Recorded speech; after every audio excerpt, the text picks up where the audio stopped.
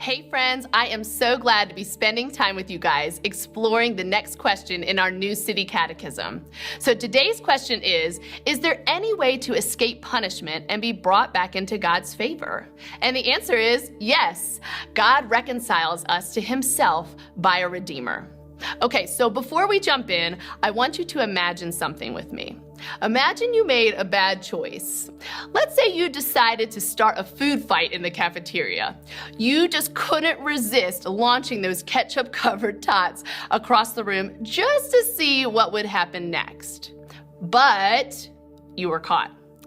Everyone knew you started this food fight. Your friends knew, the teacher saw you, and they even caught you on video.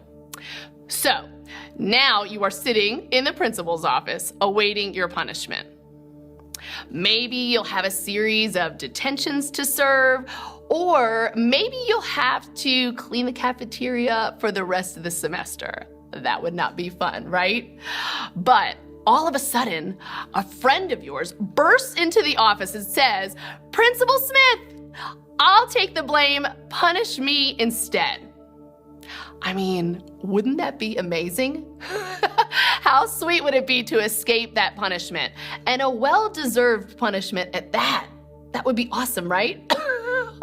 Well, let's get a little heavier, okay? Actually, a lot heavier. Imagine a criminal who is on death row. Clearly, this person has made a seriously bad choice or a series of bad choices that have led to some serious consequences. And now this person is imprisoned and awaiting death. What if, just before this criminal's execution, someone steps in and says, "Stop! Punish me instead"? Wouldn't that be incredible? For someone else to face death so that this criminal didn't have to? Well, friends, this is exactly what Jesus does for us. He steps in, takes the blame and the punishment for things that he didn't do so that we can be free and have life. That's pretty amazing, isn't it? So you see, we make bad choices, and all the time, right? We sin, and we need saving from the punishment that we most definitely deserve. But we cannot save ourselves. We as sinners cannot make ourselves right with God. We need Jesus to redeem us, to bring us back to freedom and to life. And so let's find out how this works. Okay, does everyone have their Bibles? All right, let's grab our Bibles, and I want you to turn to the book of Isaiah, specifically chapter 53. Okay, let me explain what was going on here in the book of Isaiah. This book was written hundreds and hundreds of years before Jesus was born and came to earth as a man. And this word paints a familiar picture. So here's what I want you to do. I want you to skim through Isaiah 53 and see if you can determine who is being talked about. Who do these words refer to? Yes, Jesus. This passage is often referred to as the servant song, for it describes the one who would come as God's servant to redeem and deliver. Verses 10 and 11 say, "Yet it was the will of the Lord to crush him. He has put him to grief. When his soul makes an offering for guilt, he shall see his offspring. He shall prolong his days. The will of the Lord shall prosper in his hand. Out of the anguish of his soul, he shall see and be satisfied. By his knowledge shall the righteous one, my servant, make many to be accounted righteous, and he shall bear their iniquities." Now that last word, that's a big one. Iniquities is just another word for sin or wrongdoing. So let's break that down a bit. You see, God always had a plan.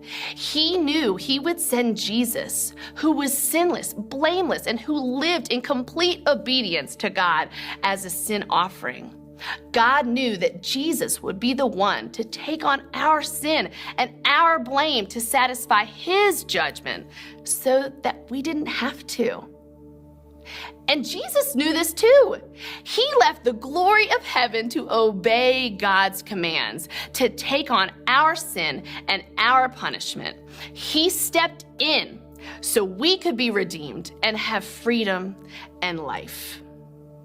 Let me describe it for you another way.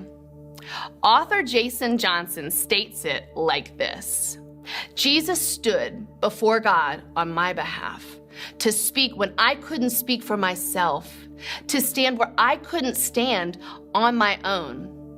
I could imagine the heavenly scenario playing out. I'm ushered in before God, the judge, with my brokenness laid bare before him. Jesus steps in to testify. Jesus responds, I accept full responsibility for him from here on out. He stood for us when we couldn't stand on our own, spoke on our behalf when we had no words to speak. The battle has been fought for us. Jesus has won. Joy has prevailed in the midst of tragedy and heartache. We have been forever adopted into the family of God because of the work of Jesus on our behalf. Wow. Friends, this is good news, the greatest news, right? So, is there any way to escape punishment and be brought back into God's favor? And the answer, friends, is yes. God reconciles us to himself by a Redeemer. We are brought back to God, back to life by his Son, Jesus. Thank you guys so much for leaning into this day today. I pray that you and your small group will get a chance to dig deeper into this message and how it directly impacts your life.